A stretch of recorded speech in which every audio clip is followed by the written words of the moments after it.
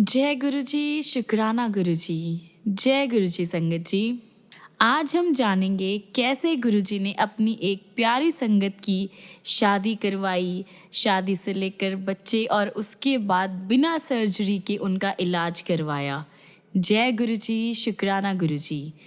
आगे बढ़ने से पहले आप अपने चैनल गुरुजी सत्संग वर्ल्ड को सब्सक्राइब कर लीजिए ताकि आपको ऐसे के सत्संग, ऐसे के वीडियोस रोज़ सुनने को मिले और आप गुरुजी से और ज़्यादा जुड़ सके। और अपनी वीडियोस को, अपने सत्संग को अपने और भी दोस्तों के साथ, अपने और भी गुरु परिवार के साथ शेयर कीजिए संगत जी, ताकि वो भी जल्द से जल्द हमारे गुरुजी की ब्लेसिंग्स ले सके, हमारे गुरुजी के चरणों से जुड़ सके। और हाँ, अगर आप में से कोई संगत अपना सत्संग हमारे साथ शेयर करना चाहती है, बाकी गुरु संगत के साथ शेयर करना चाहती है, तो नीचे दिए गए मोबाइल नंबर या फिर ईमेल आईडी पर हमें मैसेज करें। आपके सत्संग भी बहुत जल्दी हमारे सारे सत्संग के साथ, सारी संगत के साथ शेयर किए जाएंगे। जय गुरु जी, शुक्राना गुरु जी। आज हम जानेंगे कैसे गुरुजी ने कंवर लाल अंकल को ब्लेस किया, जो कि दिल्ली के रहने वाले हैं। 1998 में लाल परिवार का सब कुछ बदल गया। दिल्ली छावनी एरिया में उनके बड़े बेटे की एक एक्सीडेंट में मौत हो गई और श्री कंवर लाल की जो वाइफ थी, उनकी मेंटल जो कंडीशन थी वो काफ़ी ज़्यादा ख़राब हो गई। फिर एक family friend Shri Prem Singh Singapore में भारत के एक राजदूत रहे थे। वह उन्हें अचानक से एक दिन मिले। जब उन्होंने इनसे, कंवर जी से, इनकी फैमिली के बारे में पूछा तो उन्होंने इस अनहोनी के बारे में सब कुछ उन्हें बताया। लाल परिवार जो है, उन्हें पता नहीं था कि प्रेम सिंह जो है वो गुरुजी की संगत है और उन्होंने उन्हें गुरुजी से मिलने की सलाह दी। कंवर अंकल एम्पायर स्टेट में एक दिन सुबह पहुंचे और उन्होंने प्रेम सिंह का परिचय पत्र दिखाकर गुरुजी से मिलने की इच्छा जाहिर करी। जब गेट पर एक संगत सुदामा, उन्होंने उनको रोका और कहा कि यह गुरुजी से मिलने का टाइम नहीं है और वह शाम को आए। कंवर अंकल ने फिर से उनसे रिक्वेस्ट की कि वह कार्ड गुरुजी को दिखा दे, पर सुदामा अंकल बिल्कुल भी अनअफेक्टेड रहे और उन्होंने बोला कि गुरुजी की संगत जो है वो शाम को होती है और उसमें उनके और भी संगत आती है, तो वो भी शाम को ही गुरुजी के पास आए। कंवर अंकल वापस चले गए और उन्होंने अपने दोस्त से बात करी तो उन्होंने भी उन्हें शाम को जाने को कहा। संध्या को कंवर अंकल उनके friend Prem Singh empire state के बाहर उनको वेट करते हुए मिले और वह दोनों फिर अंदर गए। गुरुजी ने कंवर अंकल को अपनी जो कंडीशन थी, अपनी जो प्रॉब्लम थी, वह बताने का मौका दिया। वाइफ के ट्रीटमेंट के लिए उन्होंने एक अभिमंत्रित लोटे से जल को लेने को कहा। फिर जैसे हमेशा होता है, वह जल प्रसाद लेकर कंवर की पत्नी 15 दिन में ही बिल्कुल ठीक हो गई और वह चल पड़ी। उन्होंने रोना बंद कर दिया, उनका जो ब्लड फ्लो था वो भी नॉर्मल हो गया और अब वह नॉर्मल फील करने लगी थी। मई 2000 में फैमिली ने गुरुजी के पास आना शुरू कर दिया। फैमिली कुछ दिनों के लिए मनाली गई थी। जब वह वापस दिल्ली आए तो कंवर अंकल को पता लगा कि उन्होंने ट्रांसफ़र का नया काम जो है वो सौंप दिया गया है। उन्हें बताया गया कि अब उन्हें अपनी जो पुरानी ड्यूटी है वो छोड़कर 15 जुलाई से न्यू दिल्ली में कस्टम ड्यूटी में बैठना पड़ेगा। गुरुजी के पास जाने पर उन्हें फिर से छुट्टी पर जाने का एक सुझाव दिया गया और ये जो बात है वह 24 जून 2000 की है। उस समय तक कंवर अंकल के मन में गुरुजी के लिए एक कंप्लीट भरोसा जो है वह नहीं जागा था, ऐसा वह कहते हैं। और गुरुजी की बात को टालकर कंवर अंकल ने अपने काम पे जाना शुरू कर दिया था।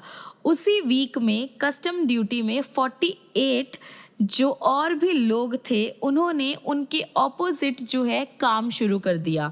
उनके ऑपोजिट एक कार्रवाई करी गई। कंवर अंकल भी उनमें से एक थे। यदि उन्होंने गुरुजी का कहा माना होता तो उनका नाम नहीं आता। कंवर अंकल ने यह बात फिर से गुरुजी के पास रखी, गुरुजी को बताया, तो उन्हें गुरुजी ने चिंता मुक्त रहने के लिए कहकर एक और प्रॉब्लम की ओर उनका जो ध्यान था वह आकर्षित किया। मतलब एक और ध्यान की तरफ उनका जो ध्यान था वो डाइवर्ट किया। वो थी उनकी बेटी की शादी। कंवर अंकल को थोड़ा सा पीसफुल तो नहीं लगा, पर फिर भी उन्होंने इस बात पर ध्यान देना शुरू किया। जो 48 नेम्स आए थे उनमें से 33 लोगों की तरफ कार्रवाई हुई। जो 33 मेंबर्स थे उसमें कंवर अंकल और उनके नीचे और भी जो लोग थे उनका नाम नहीं था, और जो 33 लोग आए उनमें बाकी सब की कार्रवाई की गई। गुरुजी के कहने पर कंवर अंकल ने अपनी बेटी के लिए लड़का ढूंढना शुरू कर दिया। इंडियन ऑयल कंपनी के जो फैमिली थी वे उनको इस रिलेशन के लिए सही लगे थे, और जो हमारे ये रिचुअल्स होते हैं उनके अकॉर्डिंग वह अपनी फैमिली के साथ उनके घर पर आ रहे थे।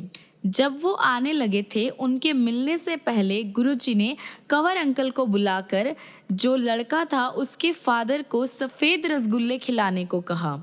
लड़के की फैमिली के लिए बहुत ही स्वादिष्ट भोजन जो है वो खिलाया गया। उसके बाद पहले कंवर अंकल, फिर उनकी वाइफ और एंड में उनके बेटे ने जो लड़का था उसके फादर को रसगुल्ले खिलाने की कोशिश की, पर हर बार जिसके कारण जो हमारे गुरुजी को पता होता है उन्होंने मना कर दिया। और कंवर अंकल के जो फैमिली थी वह अब तक गुरुजी के तौर तरीके समझ गई थी और उन्हें पता था कि ज़रूर कोई ना कोई बात है। जब वह शाम को गुरुजी के दर्शन के लिए एम्पायर स्टेट आए तो गुरुजी ने उन्हें कहा कि गुलाब के फूलों में भी कांटे होते हैं। कंवर अंकल की फैमिली समझ गई कि यह लड़का ठीक नहीं है, उसे और भी जगह से ना हो चुकी है। थोड़े टाइम बाद उन्हें एक और योग्य लड़का मिला जो कि दिल्ली में जुडिशियल मजिस्ट्रेट में था। वह घर पर आकर कंवर अंकल की बेटी से मिला और वहां से जाने के बाद कंवर अंकल को फ़ोन कर कर कहा कि उसे यह रिश्ता मंजूर है। साथ ही उसने अपने मम्मा और पापा की भी हाल लेने को कहा। लाल परिवार उसके फैमिली को मिलने जहां वो रहते थे वहां पर गए, पर उनसे कोई अभी तक जवाब नहीं आया था। एक दिन गुरुजी ने कंवर अंकल को फ़ोन किया और अचानक ही पूछा कि दिल्ली में सबसे अच्छी चाट कहाँ मिलती है। कंवर अंकल ने जवाब दिया कि उसकी जानकारी में जो सबसे अच्छी चाट है वह शाहजहां मार्ग पर संघ लोक सेवा आयोग के भवन के कोने पर मिलती है। गुरुजी ने उन्हें वहां शाम 6:30 बजे पहुंचने के लिए कहा। 6:30 बजे गुरुजी वहां कुछ अपनी और संगत के साथ पहुंचे। चाट के आने पर गुरुजी ने एक प्लेट कंवर अंकल को देते हुए उनकी बेटी का विवाह निश्चित होने पर बधाई दी। वहां पे जो बाकी संगत थी उन्होंने भी ऐसा ही किया। कंवर अंकल को समझ नहीं आ रहा था कि क्या हो रहा है, क्योंकि केवल उन्हें पता था कि लड़के वालों से पिछले 2 महीने से कोई जवाब नहीं आया था। लेकिन बहुत जल्द समाचार आ गया। हमेशा की तरह गुरुजी के जो शब्द थे वो सच हुए। कंवर अंकल के दामाद विभागीय परीक्षा में एक को छोड़कर सारे सब्जेक्ट्स में पास हो गए। यह उन्हें काफ़ी जो अजीब लग रहा था। कंवर अंकल ने इसका जो उल्लेख था या इसका जो वो डिस्क्रिप्शन था गुरुजी से किया, तो गुरुजी ने उन्हें जवाब दिया उसे तो सारे विषयों में, सारे सब्जेक्ट्स में पास हो जाना चाहिए था और वो हो जाएगा। कंवर अंकल को लगा कि गुरुजी जो है किसी की और की तरफ संकेत कर रहे हैं जिसने उनके दामाद की उन्नति में बाधा डाली है। तो जैसे ही उन्होंने जुडिशियल मजिस्ट्रेट में पता करवाया तो उन्हें पता चला कि वो किसी और के रिजल्ट्स थे, जो नंबर्स थे उनमें हेरा फेरी की गई थी। और थोड़ी देर बाद ही कंवर अंकल के दामाद को बिल्कुल सक्सेसफुल एंड पास अनाउंस कर दिया गया था। कंवर अंकल के बेटे रोहित को गुड़गांव से बाहर सोहना पलवल रास्ते पर एक एपीजे कॉलेज है, वहाँ पर एंट्री मिल गई थी। लेकिन वहाँ के हॉस्टल में उन्हें जगह नहीं मिली और अपने एक बेटे को ऐसे एक्सीडेंट में खोने के बाद कंवर अंकल उसे रोज़ 65 किलोमीटर्स का सफ़र जो कराना था उसके लिए वह डर रहे थे। पर गुरुजी ने उनको सांत्वना दी, उनको आश्वासन दिया। फिर जैसे नियति थी कि एक दिन जिस गाड़ी में वह यात्रा कर रहा था, वह आ रहा था, एक ट्रक से उसका एक्सीडेंट हो गया और जो गाड़ी चला रहा था वह अपनी एक आँख खो बैठा और बाकी सब बच्चे भी घायल हो गए थे। पर रोहित को, जैसे गुरुजी की इच्छा थी, एक खरोच भी नहीं आई। कंवर अंकल उस शाम को संगत में पहुंचे तो गुरुजी ने कहा कि उन्होंने उनके पुत्र की रक्षा करी थी। गुरुजी की कृपा उसके बाद भी उस पर बनी रही। वह अपने 3rd ईयर में जो एंट्री है वो नहीं ले पा रहा था, क्योंकि उसका जो 1st ईयर था उसमें एक सब्जेक्ट था, उसमें वह रह गया था। जब गुरुजी को इस बारे में पता लगा तो उन्होंने कहा कि कोई बात नहीं, उसे एंट्री मिल जाएगी। और फिर जैसे भगवान की ही इच्छा थी, एपीजे ने अपने जो रूल्स थे वह बदल दिए थे। अब अगर जो स्टूडेंट है 20 में से 18 सब्जेक्ट्स में पास है तो वह 3rd ईयर की कॉलेज में एंट्री ले सकते हैं। और इस तरह रोहित अपने 3rd ईयर में एंट्री ले पाया। ये जो है हमारे सिर्फ गुरुजी ही कर सकते हैं, क्योंकि अगले साल एपीजे ने फिर से अपना जो रूल है वह पुराने सिस्टम में ही कर दिया था। और इससे तो बिल्कुल क्लियर है कि जो भी रूल्स थे वह गुरुजी के हिसाब से बदले हुए थे, मतलब गुरुजी ने ही सब कुछ करवाया था।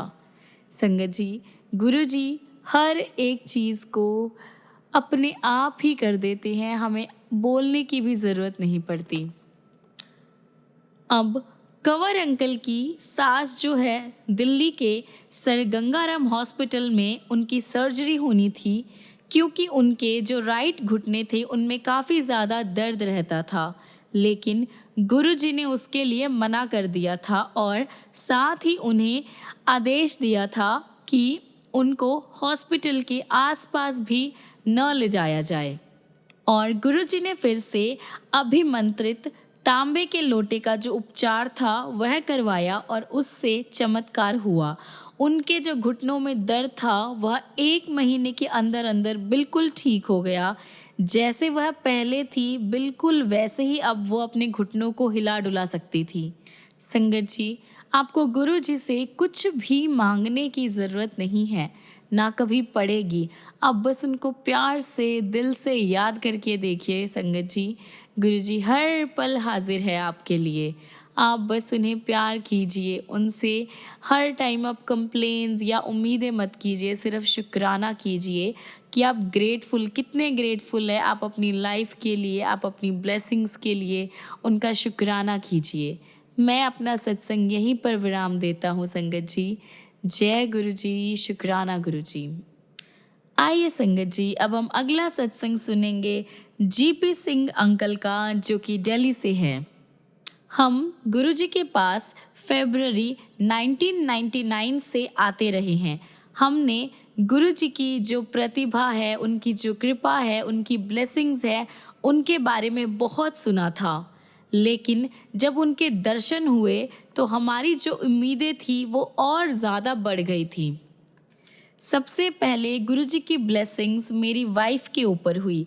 वह पेट के निचले जो हिस्सा था और पीठ में किसी ऐसे एक बीमारी से परेशान थी जिसका ना तो पता लग रहा था और ना तो उसका दर्द है वह कम हो रहा था। उसने गुरुजी से प्रार्थना करी जिससे वह उनके दर्शनों के लिए आ सके। एक दिन उनके पास बैठे हुए उसे अपने शरीर में उस रोग का, जो उस बीमारी की जो जगह थी, उसका आभास हुआ। उसे पता लगा कि उसको क्या है और उस दिन के बाद अब तक उसे कभी भी कहीं भी कोई भी दर्द नहीं हुआ। मेरे बच्चों को भी गुरु कृपा का सौभाग्य मिला, वह भी इतने लकी रहे हैं। मेरी बेटी पढ़ाई में अच्छी नहीं थी और 10th क्लास में उसे सेकंड डिवीज़न से पास हुई। पर 12th क्लास में गुरुजी उसके साथ थे और उस टाइम उसके बहुत ही अच्छे नंबर आए संगत जी।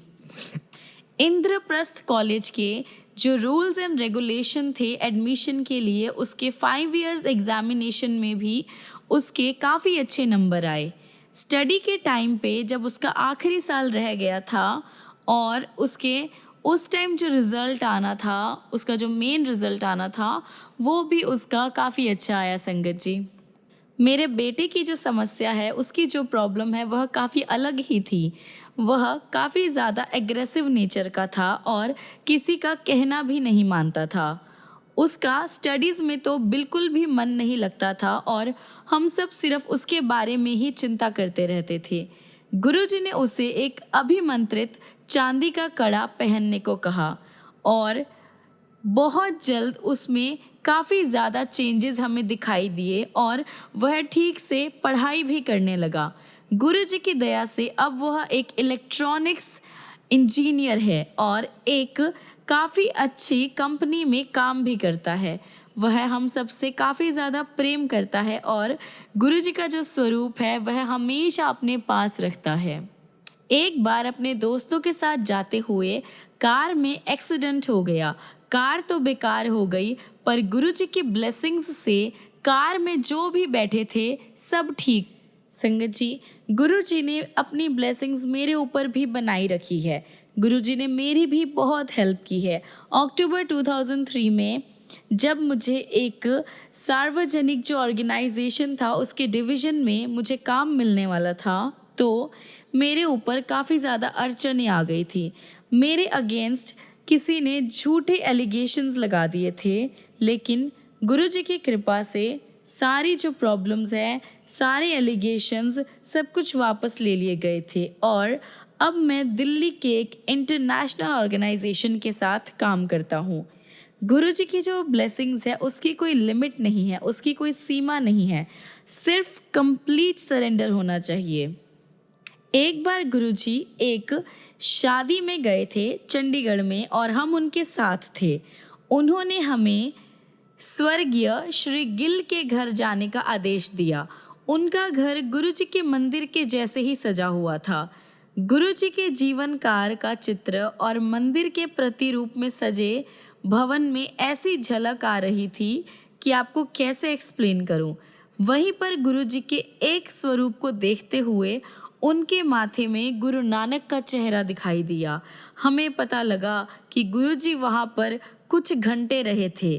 पूरे वातावरण में संगत जी गुरुजी की खुशबू ही आ रही थी। एक और अन्य ओकेजन पर, एक और दूसरे ओकेजन पर जब मेरी वाइफ गुरुजी के पास ध्यान मुद्रा में बैठी हुई थी, तो गुरुजी के हाथ में पकड़े हुए ग्लास में उसे एक सांप दिखाई दिया। आज भी हमें उन्हें आसपास अनुभव कर सकते हैं, जैसे वह हमें अपना आशीष और सुरक्षा दे रहे हो, जैसे वह हमें हर टाइम ब्लेस कर रहे हो। उनकी शरण में आए हुए जो भी भगत होते हैं, जो भी संगत होते हैं, उनकी जो संख्या है वह बढ़ती हुई देखकर हमें काफ़ी ज़्यादा खुशी होती है। संगत जी, आप बस गुरुजी को कंप्लीट सरेंडर करके देखिए, गुरुजी कैसे आपका हर पल साथ देते हैं, कैसे आपको अपनी ब्लेसिंग्स का पात्र बनाते हैं, कैसे आपको अपने चरणों से जोड़े रखते हैं। संगत जी, मैं अपने सत्संग को यहीं पर विराम देना चाहूँगा। सत्संग तो बहुत है पर काफ़ी लंबा हो जाएगा, इसलिए मैं फिर कभी अपने और भी सत्संग आप सभी के साथ शेयर करूँगा। जय गुरु जी, शुक्राना गुरु जी। आइए संगत जी, अगला सत्संग हम सुनेंगे जीतू अंकल का, जो कि गुड़गांव के रहने वाले हैं।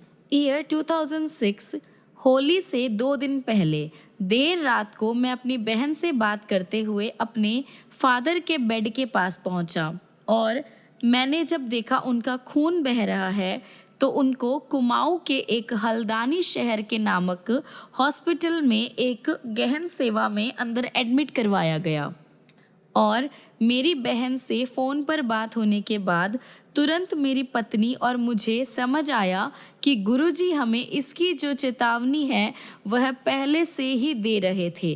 फरवरी 2006 में शिवरात्रि से पहले ठंड का जब टाइम था, तब मेरे पिता भीमताल से गुड़गांव हमारे साथ रहने आए थे।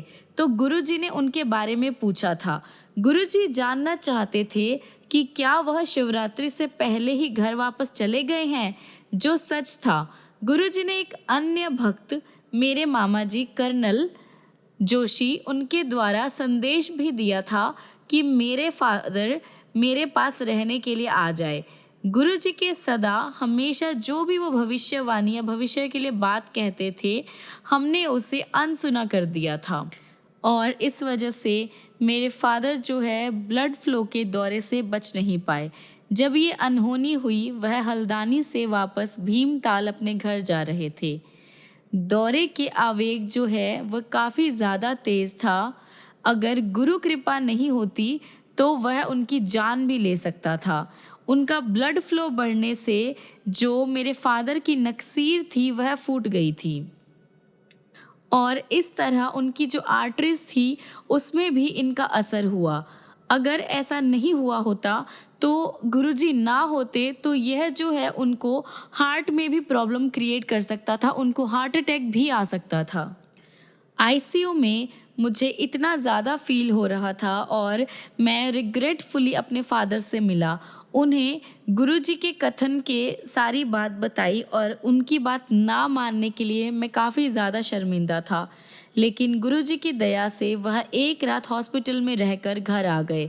हल्द्वानी में ही 1 वीक स्वस्थ लाभ करने के बाद हम सब गुड़गांव आए।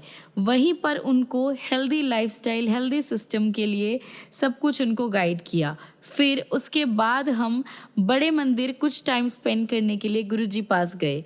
मुझे अपने फादर की जो ब्लड फ्लो थी उसकी काफ़ी ज़्यादा चिंता रहने लग गई थी। वह अब कम नहीं हो रहा था।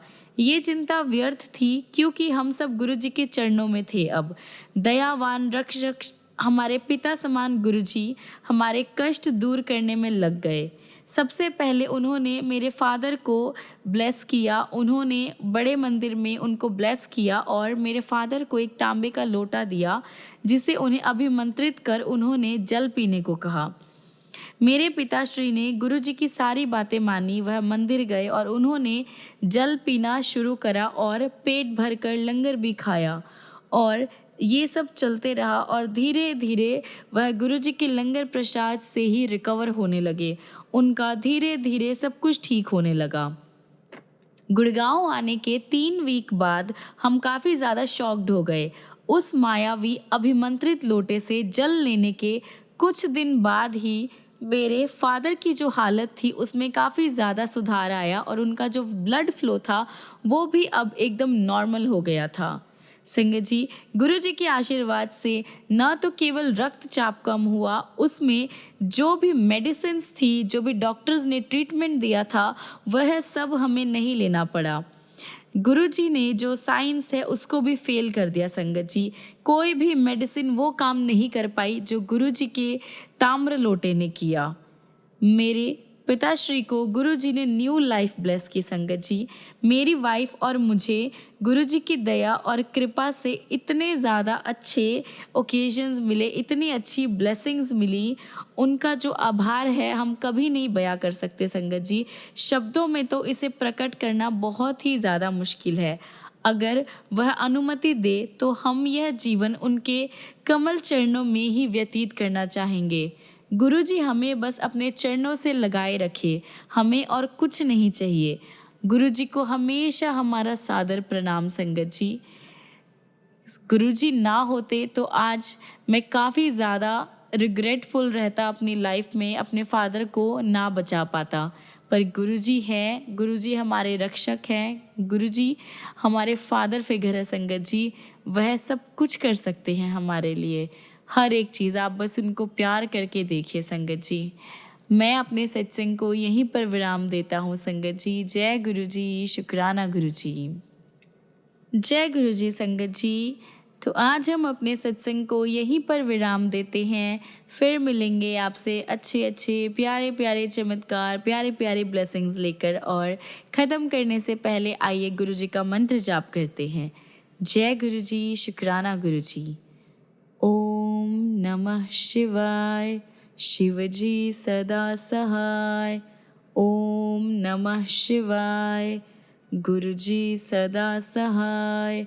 ओम नमः शिवाय, शिव जी सदा सहाय। ओम नमः शिवाय, गुरु जी सदा सहाय। ओम नमः शिवाय, शिव जी सदा सहाय। ओम नमः शिवाय, गुरु जी सदा सहाय। ओम नमः शिवाय, शिव जी सदा सहाय। ओम नमः शिवाय, गुरु जी सदा सहाय। जय गुरु जी, शुक्राना गुरु जी। जय गुरु जी संगत जी। मिलते हैं अगले सत्संग में, अगली वीडियो में। तब तक के लिए गुरु जी आपकी लाइफ को कलरफुल बनाते रहें, आपकी लाइफ को ब्लेसिंग से भरते रहें, बहुत सारी खुशियाँ दे, बहुत सारा प्यार दे, अपना आशीर्वाद दे। और आप सब गुरु जी को ऐसे ही प्यार करते रहिए, उनके चरणों से जुड़े रहिए संगत जी। बस अपनों को कंप्लीट सरेंडर करना है और फिर आप देखिए कि आपकी लाइफ कैसे खुशियों से भर जाती है। जय गुरु जी, शुक्राना गुरु जी। जय गुरु जी संगत जी।